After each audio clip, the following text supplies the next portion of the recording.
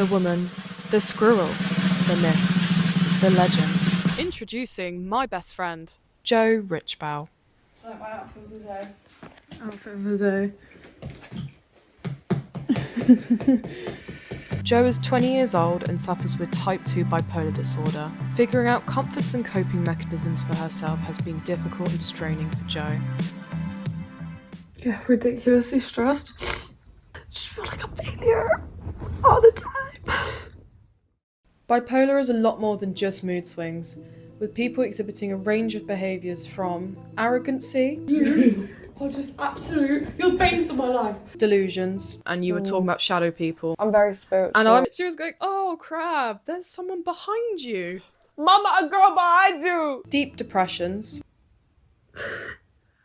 complete mania, Hey girl, eating and leaving no crumbs. and energy. Hi, welcome back to Jo Charles. Today I'm going to be doing a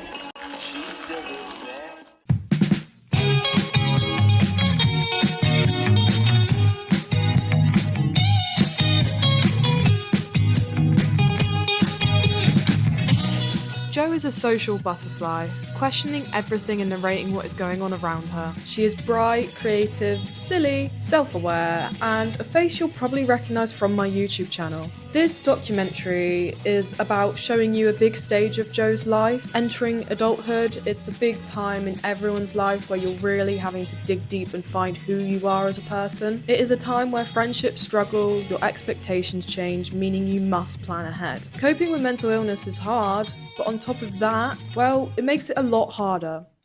As my best friend, Jo is truly a ray of sunshine. She is someone that has brought me out of my shell and always made me feel socially accepted in those unsure, nervous teenage years. Jo is often judged harshly for how she comes off on a surface level. Oh my god. Being a bolder person, you are more likely to get judged. But it is another example of you really don't know how much people are suffering. As a friend to someone with bipolar disorder, you really just need to try and help yourself understand what they're thinking and feeling. It's not an excuse for them to be a dick, but it will help you guys as friends and just your relationship in general.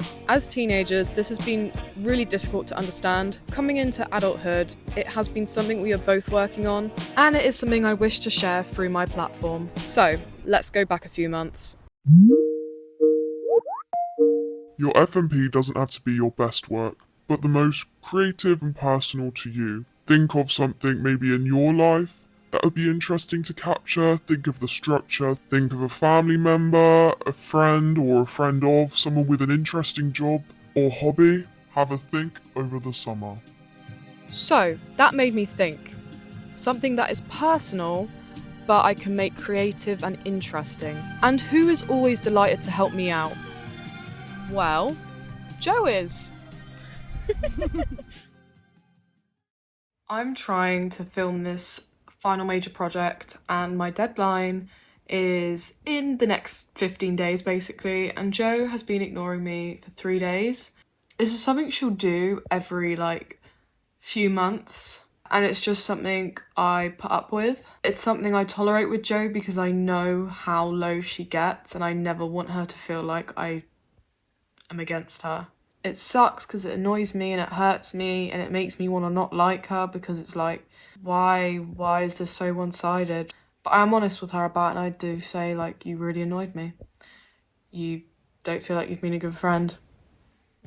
Through my platform, I want to tell you Jo's story and show the reality of mental health in everyday life. As Jo's best friend, I want to show you just how much a friend's support means to them, even if it doesn't always feel wanted. In 2025, you will see the ultimate test, I guess, of mine and Jo's friendship. Trying to actually film this documentary is hard enough, mixing friends with work, but also her trying to turn her life around as a new young adult. There is a lot to come, so we will see you on March 30th in support of World Bipolar Day for the full release of this documentary. Bye!